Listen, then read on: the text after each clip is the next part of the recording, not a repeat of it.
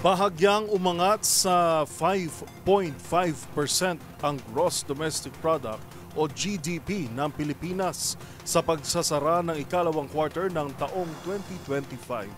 Paliwanag ng Philippine Statistics Authority, malaki ang naging ambag dito ng service sector, gayon din ang paglago ng ating agrikultura.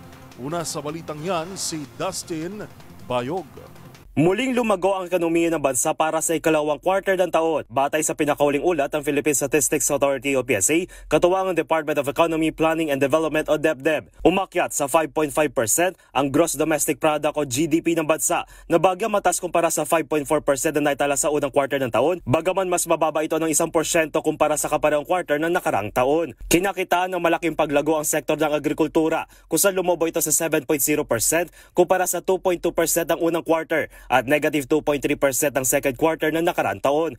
Partikular dito ang paglawak ng kita sa palay, tubo, kabilang muscovado sugar na sinundan ng mais, support activity, poultry at produksyon ng itlog. Napanatili rin ang pagtaas ng sektor ng services na umangat sa 6.9% mula sa 6.2% ang first quarter, habang bumagal naman ang growth rate ng industry sector sa 2.1%. Sa kabuuan, sektor ng services sa pangunahing nakambag sa paglago ng ekonomiya na sinundan ng industry at agriculture. Ayon kay DepDep Secretary Arsenio Balisacan, napanatili na bansa ang pagiging isa sa mabilis na lumago ang ekonomiya sa emerging Asia. This performance, we maintain our place among the fastest growing economies in emerging Asia, behind Vietnam's 8.0% growth, but ahead of China's 5.2% and Indonesia's 5.1%.